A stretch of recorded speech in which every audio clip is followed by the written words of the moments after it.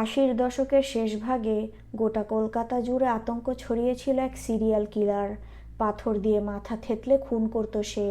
পুলিশি ফাইলে তাকে আখ্যা দেওয়া হয় দি স্টোনম্যান। সেই স্টোনম্যানকে খুঁজে না পেলেও ততোধিক কুখ্যাত এবং নৃশংস এক অপরাধীকে রুখতে পেরেছিল পুলিশ। খানিকটা স্টোনম্যানের মতোই এর নাম দেওয়া হয় চেইনম্যান।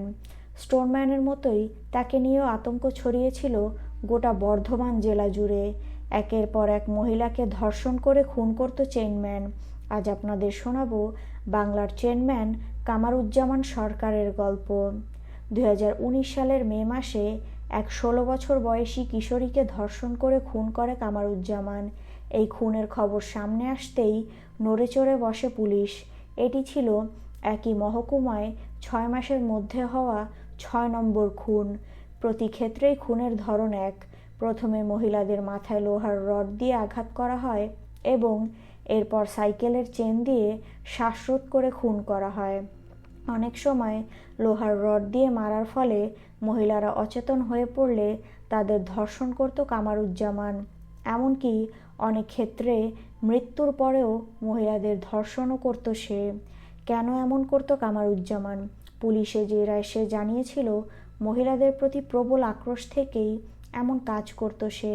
কিন্তু এই প্রবল আক্রোশের কারণ কি, সেই সম্বন্ধে পুলিশের কাছে মুখ খোলেনি কামারুজ্জামান। পুলিশের রিপোর্ট অনুযায়ী কামারুজ্জামানের আদিবাড়ি মুর্শিদাবাদে হলেও পূর্ব বর্ধমানের সমুদ্রগড়ের সুজননগরে সে থাকত। পরিবার বলতে ছিল স্ত্রী, 2 ছেলে এবং 1 মেয়ে। তবে কামারুজ্জামানের পরিবারের তরফে জানানো হয় 2005 সালে বড়োয়া থানার 5 থুপি এলাকার এক মহিলার সঙ্গে বিয়ে হয়েছিল তার।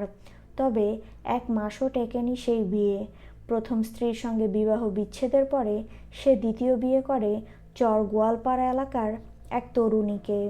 নিকট আত্মীয়দের মতে প্রথম স্ত্রীর প্রতি ক্ষোভ থেকেই মহিলাদের প্রতি এক প্রকার আক্রোশ জন্মে যায় কামারুজ্জামানের।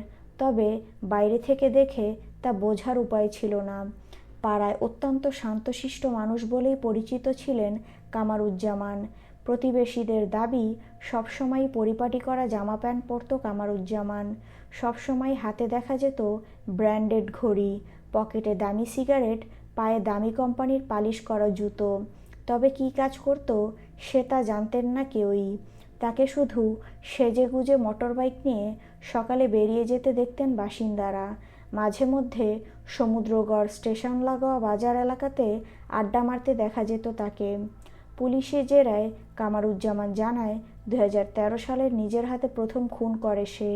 যদিও এর বছর 2 আগে অর্থাৎ 2011 সালে মোটর বাইক চুরির দায়ে জেল খাটতে হয়েছিল তাকে।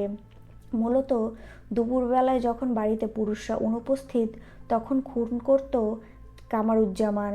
কেউ সন্দেহ করলে নিজেকে বিদ্যুৎ বিভাগের লোক বলে পরিচয় দিত সে। মিটার দেখবে বলে ঘরে ঢুকত সে এবং তারপর খুন।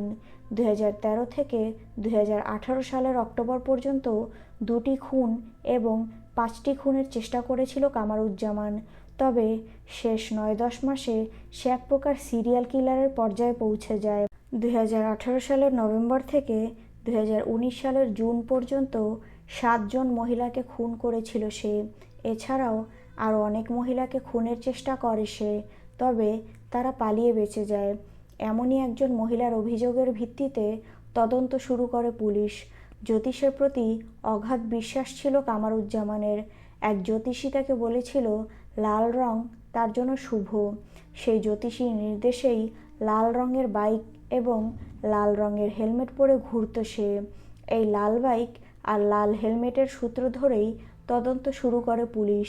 অবশেষে সিসিটিভি ক্যামেরা দেখা মেলে চেইনম্যানের। অনতিবিলম্বে সে লাল বাইক এবং লাল হেলমেটের ফুটেজ ছড়িয়ে দেওয়া হয় গোটা বর্ধমানে। পুলিশি জেরায় কামারুজ্জামান জানায় খুনের পর মহিলাদের গয়না নিয়ে পালাতো সে। পুলিশের দাবি চোরাই গয়না বিক্রি করতে গেলে অনেক প্রশ্নের সম্মুখীন হতে হয়, ধরা পড়ারও সম্ভাবনা থাকে। তাই প্রয়োজন মতো সে গয়নাগুলো বন্ধক দিয়েই সংসার চালাতো কামারুজ্জামান। অবশেষে 2019 সালের 2রা জুন রবিবার বিকেলে কালনার 7পুকুর এলাকা থেকে কামারুজ্জামানকে গ্রেফতার করে পুলিশ। পুলিশের জেরায় কামারুজ্জামান সরকার স্বীকার করে যে সেই একের পর এক মহিলাকে খুন করেছে। পুলিশের অনুমান এদিনও নিজের শিকার খুঁজতে যাচ্ছিল সে। গ্রেফতারির সময় কামারুজ্জামানের সঙ্গে ছিল একটি ব্যাগ। পুলিশের তরফ থেকে জানানো হয় সেই ব্যাগে ছিল একটি লোহার শাবল এবং একটি লোহার চেইন। সেই চেইনের ধ্রুপ্রান্তে বাঁধা ছিল রবার টিউব। খুনের আগে যৌন নির্যাতন চালানো হতো বলেও দাবি করা হয় পুলিশের পক্ষ থেকে। পুলিশের একাংশের দাবি, মাথায় লোহার রড দিয়ে আঘাত করে চেন দিয়ে আটকে রাখা হতো। হাত থেকে চেন হাতে পিছলে না যায় সেই জন্য লাগানো ছিল রবারের টিউব। গ্রেফতারের পর আশেপাশের 5টি থানা থেকে পুলিশ আনানো হয় সাতপুকুরে। একই সঙ্গে শনাক্তকরণের জন্য ডেকে পাঠানো হয় যারা হামলায় বেঁচে গিয়েছিল তাদের শনাক্তকরণের মাধ্যমে মামলা শুরু হয় কামারুজ্জামানের বিরুদ্ধে। সে অবশ্য নিজেও খুনের কথাগুলি স্বীকার করেছিল। একের পর এক নৃশংস ঘটনার প্রেক্ষিতে আগেই দোষী সাব্যস্ত হয়েছিল সে। এই ঘটনার পর 2020 সালের 6 জুলাই কামারুজ্জামানকে ফাঁসির সাজা দেয় কালনা আদালত। করোনা আবহে সেই সময় কোর্টে জমায়েতের নিষেধাজ্ঞা থাকলেও এই মামলার রায় শুনতে ভিড় হয়েছিল প্রচুর। স্বাভাবিকভাবেই মৃত এবং নির্যাতিতরা প্রকৃত ন্যায়বিচার পান আদালতে।